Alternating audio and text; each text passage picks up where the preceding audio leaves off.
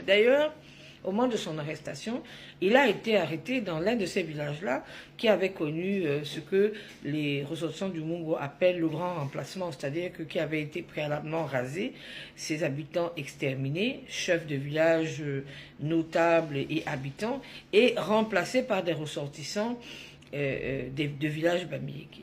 Donc, il était dans un de ces villages-là au moment de son arrestation. Il me semble que c'était Ndo, je pense, si mes souvenirs sont exacts. Bon.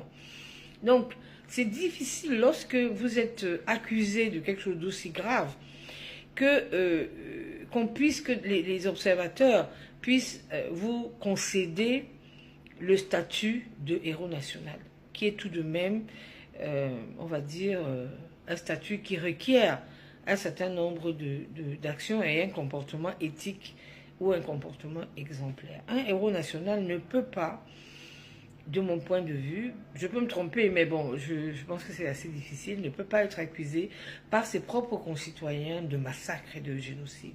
Parce que dans le cas des communautés vivant dans le Mungo, elles ont été exterminées dans le but du remplacement, c'est-à-dire qu'on les tuait pour leur arracher les terres, pour occuper leur place sur ces terres-là.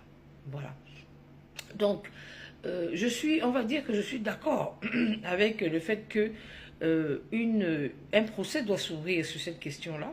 On doit déterminer les responsabilités. L'État du Cameroun a sa part de responsabilité, sa grande part de responsabilité, parce que les faits se sont produits entre novembre 1960 et je pense en septembre 1971. Il faut aussi remarquer que après la mort de Ernest Ouandjé, qui a été exécuté en 1971, toutes les exactions sur le territoire du Mungo se sont subitement arrêtées.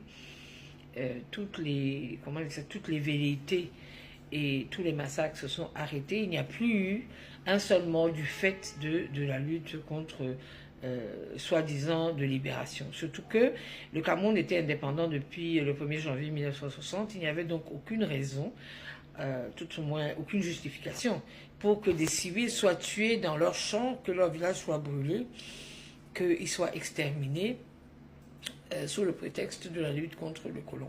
Le colon était déjà parti, l'administration camerounaise était en place, les campements, les bases militaires n'étaient pas attaquées, ce sont les villages qui étaient attaqués. Donc le choix de cibler des civils, c'était un choix orienté dans le but de s'approprier, de s'accaparer des terres. Et véritablement, je suis d'accord avec ceux qui pensent que on ne peut pas accorder le statut de héros national à une figure, fût-elle emblématique, parce qu'elle aura marqué d'une certaine manière la lutte pour la libération du Cameroun ou pour l'indépendance. On ne peut pas lui accorder le statut de héros national du fait des accusations graves qui pèsent sur son nom. Donc oui, il faut creuser davantage.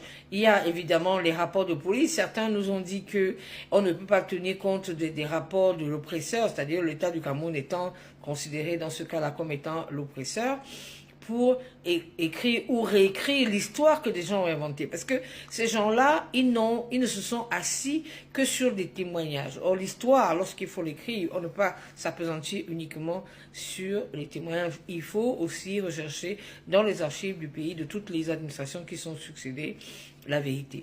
Et malheureusement, tous les rapports qui sont émis ou qui ont été émis à cette époque-là ne sont pas à son avantage.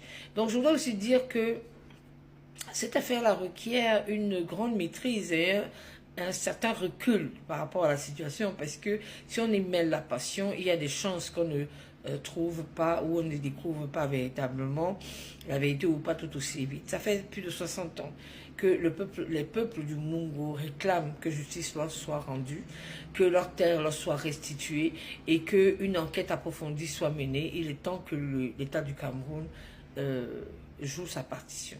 Véritablement, il est temps. Voilà, c'était mon point de vue. J'attends vos questions et de toute façon, vous savez, je n'ai pas la science infuse, mais j'ai quelques informations, on va dire ça.